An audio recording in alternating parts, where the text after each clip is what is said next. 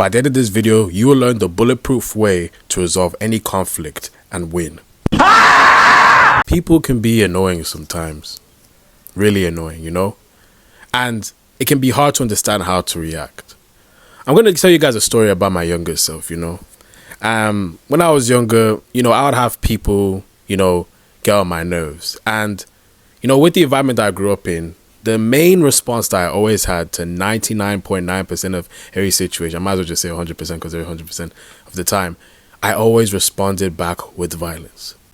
Okay, my people, in this video, I used the word violence, but I really meant to say is aggressiveness. I.e., I was never physically harming anybody that's close to me or anything like that. Right? So don't go out here thinking that, oh yeah, I was hitting my people. Nah. I strictly mean like I was very mean or rude or sharp with people. That's all I meant. Disclaimer. I always responded back with aggressiveness, with combativeness, and all types of craziness, you know. I would not let anything slide.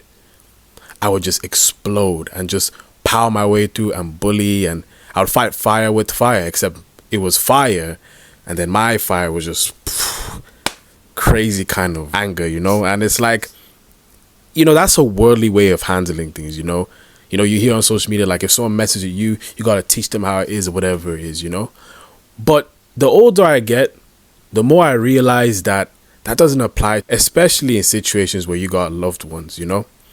Growing up and becoming the man who I am today, you know, I've had relationships and I've been a big leader in my household, you know.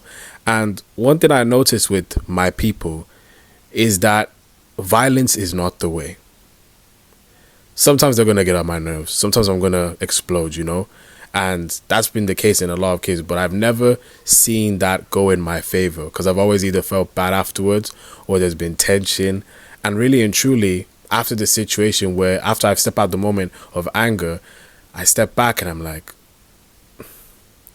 did I really have to get that angry? And is this situation worth my whole connection with this person? You know? You know, it comes to a point in your life where you got to look at your connections with people and think to yourself, is this situation really worth it? The love I have for this person, the things we've been through, you know, the conversations and laughs and the things that we've planned in the future, and all the things that we've, you know, comforted each other about. We shared each other's secrets and the investment that we've put in and the amount of reassurance and good memories that we've had, you know. Am I really going to let all of that go because of one small fight? You see, in the moment, it can seem like it's worth it, you know. I'm right. I have to make sure that I get this right. You know, no, you're wrong. X, Y, Z. It really does seem like is that the case in some cases, you know. And you know, in some cases, you know, there has to be a point where someone has to say, you know what, I was wrong. I'm sorry. But a lot of those petty arguments are just petty arguments. Arguments that doesn't really need a winner, that doesn't really need a victor, that doesn't really need a person that's right or wrong. At the end of the day, in some situations, both are right and both are wrong in how they handle things, you know. We're not perfect, we're humans, we make mistakes in our discussions and situations along the way. And I learned that the best way to handle and make peace with those situations is to just extend love.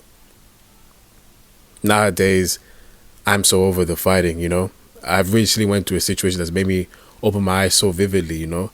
And, you know, I prayed for this, that in any conflict or any situation I'm about to step into, I have to always think of what Jesus would do.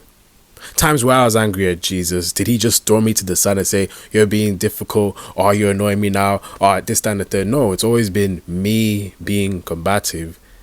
And the thing that's always brought me back to Jesus is his love. Him telling me, I still love you. Hey, you're still a good person. You're just making mistakes right now. Give me a hug, my child, and stuff like that, you know. And it really made me emotional, because it's like, I don't deserve this love from you, but you still choose me every single time. And when I think of how Jesus loves me every single time, I think to myself, I've got to be like that with other people from now on.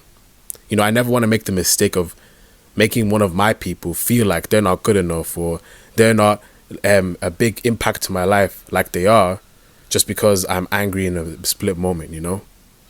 Because those split moments build up and it makes more tension, you know. So my advice to you guys, attack fire with the love.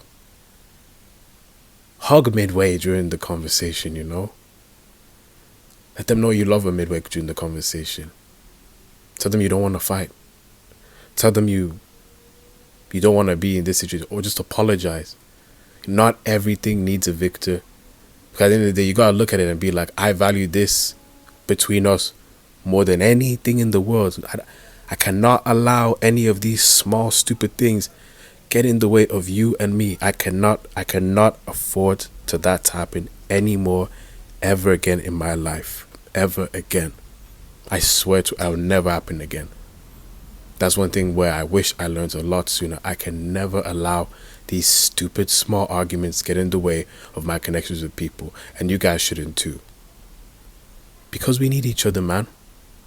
We are connected for a reason. At the end of the day, we are with these people because we love their company. We love everything about them, you know. And true love is understanding that we're going to have disagreements. There's going to be conflicts and you have your flaws, but no matter what happens, I ain't going to give up on you. Because Jesus ain't giving up on me, you know. And you just got to exchange that love, you know. That's all it takes. Both parties are always going to be stressed and heated after heated discussion, whether the person is right or wrong. When you attack anger with love, it brings peace to everyone. The person that's in that the two parties feel loved and accepted and, you know, comforted and everything like that. And as soon as that happens, they both realize, like, what are we even fighting for? Hey, man, I'm sorry for what I did. No, I'm sorry for what I did. I shouldn't have hurt you like that, you know? I'm so through with being angry and being explosive, you know? And if you're watching this right now, I'm glad, you're very lucky that you're learning this a lot sooner than I am because, you know, hey, I look back at my life sometimes and be like, I didn't need to do all of that. I really hurt that person. I mean, it really made this person feel like they weren't good enough and they were everything to me. You know? More of the story, man. Don't let those silly situations get in the way. Remember, you two love each other. You and your mom, your brother, your sister, your girlfriend, your boyfriend, you know, your granddad, whoever is in your life, you love them. And that love will always be greater than any anger that you have for them. Anger is temporary, but love is forever, man. The key to everything is love. I pray that if you ever get in a conflict, you always remember to yourself, what would Jesus do? What would Jesus do with me in this situation? He would hug me and tell me he loves me. So if Jesus would do that with me, and it works every time, I swear to I'm going to do it to everyone in my life. Because I know it will work every time. God bless, take care. I wish you guys a lovely and prosperous life.